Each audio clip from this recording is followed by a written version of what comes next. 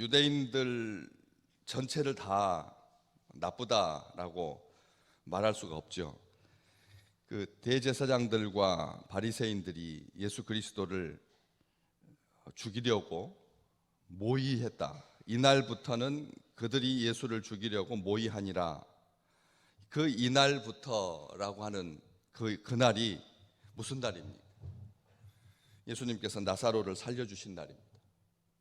예수님께서 나사로를 살려주신 날, 부활의 소식을 접한 날, 하나님의 영광을 드러내신 날, 기적의 날, 그리고 복된 날인데, 그날부터 사람들이 예수 그리스도를 죽이려고 모의했다.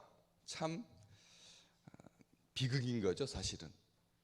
다른 날도 아니고 예수님께서 적대감을 드러냈다거나 아니면 예수님께서 나쁜 짓을 했다거나 아니면 예수님께서 유대 사회를 무너뜨리기 위해서 무슨 짓을 했다거나 이렇게 한다면 그럴 수 있습니다. 그런 사람이 있을 수도 있습니다. 그런데 그날은 다 같이 기뻐해야 될 날이거든요. 다 같이 행복해야 될 날이고 다 같이 복된 날이고, 그런데 그날이 비극의 날이 되었다는 것이죠. 우리 역사에서 가끔 그런 날이 있습니다. 좋은 날, 행복한 날, 복된 날인데 그날 폭탄이 터져서 오히려 그날이 그 기쁨을 넘어서 슬픔으로 꽉 찬 날, 그런 날이 간혹 역사 속에 한두 날 있습니다. 한두 날이 있습니다. 그런 날이 있을 수 있죠.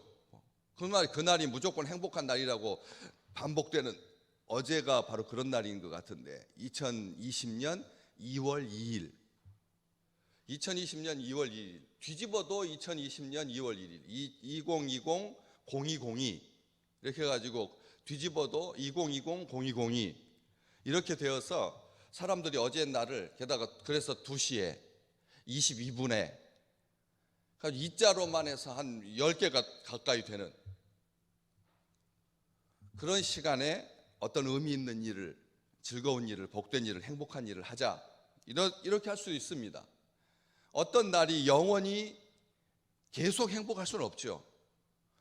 10,000번 반복되다가 딱 한 번 그날 큰 비극이 터지면 그날은 비극으로 기록될 거니까 어떤 날이 행복하고 어떤 날이 비극적인 날은 아닙니다. 그렇지만 일부러 그날을 찾아서 나쁘게 생각하고 안 좋게 생각하고 또 심지어는 사람을 죽이려고 했다. 그날은 피해가야 하는 날이죠. 예수님께서 사람을 살려주신 날인데, 나사로, 많은 유대인들이 그를 사랑했습니다. 많은 유대인들이 그를 아꼈습니다. 귀하게 여겼습니다. 그렇다면 그가 죽음에서 살아나온 날, 죽은 지 나흘째 되는 날 부활시켜 주셨으니까 사람이 손쓸 수 없었던 날, 사람은 이미 포기했던 날인데 그날 살려주셨으니까 모두가 다 마땅히 즐거워해야 되고 그날 특별하게 사면해 줘야지요. 그렇지 않습니까? 광복의 날, 해방된 날, 죄인들도 풀어주는 날인데, 그런데 사람들은 예수님에 대해서 그 복된 날, 좋은 날 예수님을 죽이려고 모의했다는 것이죠. 본격적으로, 구체적으로, 노골적으로 악을 선으로 갚았던 것입니다. 다윗은 일찍이 시편 109편에 보면 이렇게 고백했습니다. 그들이 악으로 나의 선을 갚으며 미워함으로 나의 사랑을 갚았사오니. 그 기자가 그렇게 고백하는 것처럼 그 이전부터 죽이려고 모의는 했겠지만 이렇게 노골적으로, 공개적으로, 조직적으로 없애려고 작정하고 다짐하고 결의하고 대중을 선동하고 충동을 이 일들을 총독까지 협박해가지고 예수를 이제 아예 죽이려고 했던, 그거 어떻게 할 수가 있습니까? 57절 말씀에 보면 대제사장들과 바리새인들이 누구든지 예수 있는 곳을 알거든 신고하여 잡게 하라 명령하였습니다. 바로 그날이 예수 그리스도를 공개적으로 수배하고 그리고 죽이려고 모의한, 다짐한, 결의한 그런 날이 되었다는 것입니다. 우리 평생의 인생을 살면서 행복한 날 싸우지 마시기를 주의 이름으로 축복합니다. 꼭 이름 붙은 날 싸우게 됩니다. 이름 붙은 날. 왜? 다른 날은 그냥 관계고 일상인데 이름 붙은 날은 다 같이 마음이 모이는 날이거든요. 다 같이 그날은 행복해야 된다라고 다짐하고 결심하는 날인데도 어떻게 공교롭게로 그날 싸워서 그래가지고 다시는 안 온다고 해가지고 다 그냥 흩어지고 말고 하는 그런 일들이 우리 가족사에, 우리 가정사에 얼마나 빈번합니까? 얼마나 명절이 평상시보다 폭력이 더 많고, 명절날 평상시보다 폭력이 더 많고, 그날 절교하고 그날 관계를 끊고 그날 죽음으로 들어가는 죽음과 같은 삶을 사는 사람들이 너무나 많기 때문에 그렇습니다. 서로 조심하고 서로 아껴야 되는데 그날 감정이 무방비가 되어서 의뢰 당연히 그날은 모두가 다 용서하고 이해할 줄 알고 감정이 무방비가 되었어. 평상시에는 전화 안 해주는 것 서운하지 않습니다. 그러나 그 이름 붙은 날은 전화 한 통이 사람들의 가슴을 다 갈라놓습니다. 그렇기 때문에 좋은 날, 행복한 날, 악한 영이 작심하고 무너뜨리려고 하고 또 공격하는 것입니다. 우리를 언제 우리가 제일 힘듭니까? 주일 예배 드리고 나서 상처받는 거예요. 주일날 상처받으면 다른 날 상처받은 거하고는 비교가 되지 않을 만큼 쓰라립니다. 다른 날은 괜찮습니다. 그냥 일상이니까. 다른 사람들도 다 그렇게 사니까 그렇다고 인정하면 되니까 괜찮은데 주일날 식당에서, 주일날 주차장에서 꼭 사건이 터지는 장소가 그 장소입니다. 주일날 휴게실에서 평상시는 아무렇지도 않고 넘어갈 일인데 그날따라 말이 비수가 되고 그날따라 말이 독화살이 되고 그날따라 그렇게 상처를 받는 사람들이 많습니다. 평일날은 안 그렇습니다. 우리 이걸 기억하셔야 됩니다. 악한 영이 언제 활동하느냐, 바로 그날 활동한다는 것이죠. 누구보다도 열심을 가지고 하나님을 섬긴다라고 하는 사람들이, 그것도 대제사장들과 바리새인들이 민족을 위하고 사람들을 사랑한다고 대놓고 그렇게 다녔던 사람들이, 율법을 철저히 지킨다고 자부했던 그런 사람들이 하나님의 이름으로 하나님의 아들을 죽이겠다고 달려드는 겁니다. 놀랍죠? 우리는 하나님의 이름으로 사람들을 죽입니다. 하나님의 이름으로 죽입니다. 하나님의 이름으로 공격합니다. 하나님의 이름으로 착취하고 하나님의 이름으로 배반하고 하나님의 이름으로 살인하고 하나님의 이름으로 박해하고, 인류 역사가 다 그래왔습니다. 교회의 역사였습니다. 하나님의 이름으로 마녀 사냥하고 하나님의 이름으로 대적을 죽이고 박해하고 조롱하고 모독하고 위협하고 폭력을 행하고 끊임없이 그래왔습니다. 하나님의 이름이었지 자기들의 이름으로 한 건 아닙니다. 그랬을 때 우리 주님께서는 어떻게 대응하셨을까요? 주님께서는 오늘 54절 이 말씀 굉장히 중요한 말씀입니다. 다시 유대인 가운데 드러나게 다니지 아니하셨다.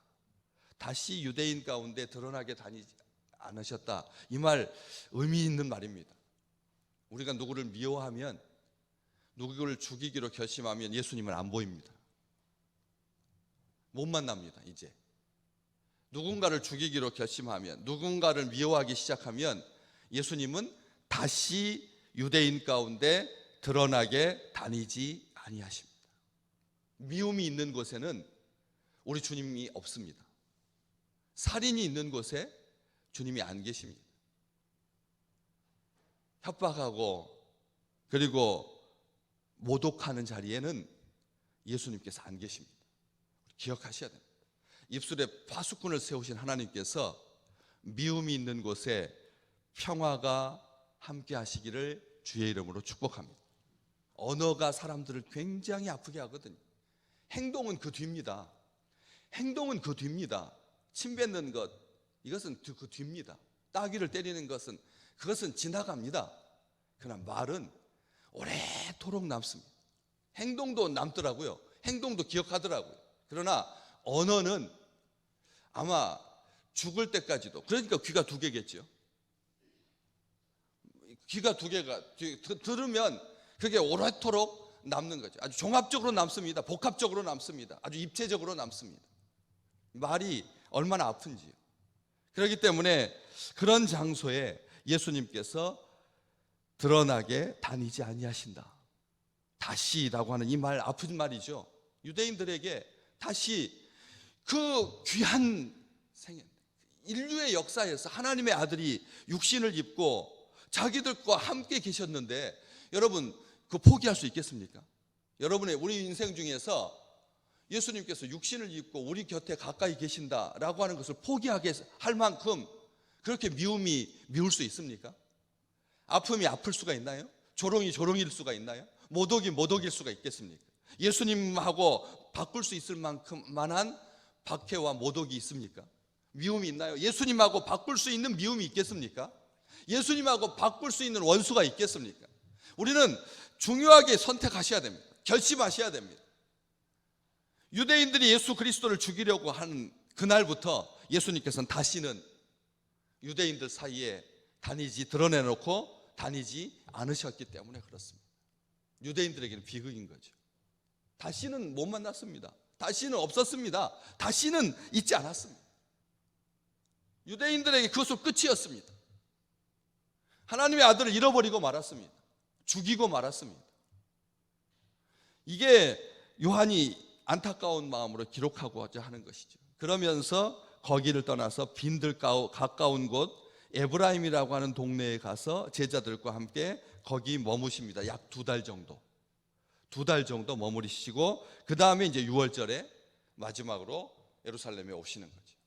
24km 정도 떨어진 해발 고도가 600에서 900 정도 되는 굉장한 골짜기입니다. 에브라임 산지는 에브라임 산지라고 합니다. 골짜기입니다. 험한 골짜기입니다. 가장 이스라엘에서 구석진 곳이라는 평가를 듣는 곳입니다.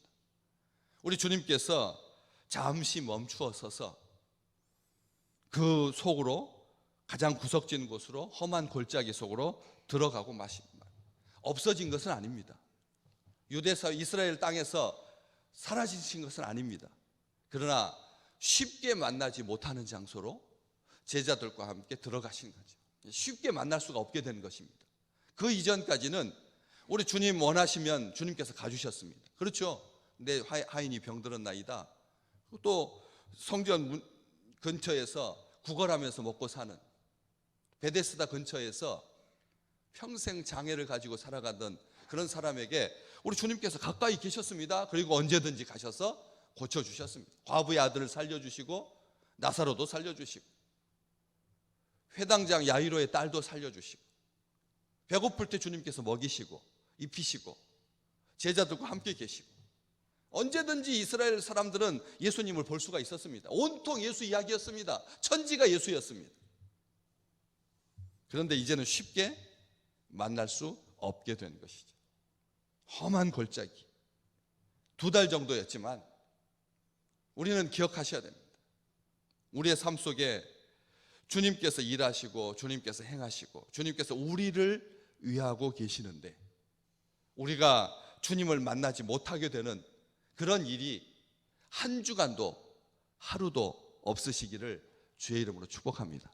우리가 부르면 우리 주님은 기꺼이 우리 곁에 계시고 우리가 미워하지 아니하고 우리가 끝까지 포기하지 아니하고 무너지지 아니하고 부패하지 아니하고 당당하게 하나님의 길을 가고 그만두지 아니하고 꼭 마치 이게 기회다 싶을 정도로 다들 성나 있어요.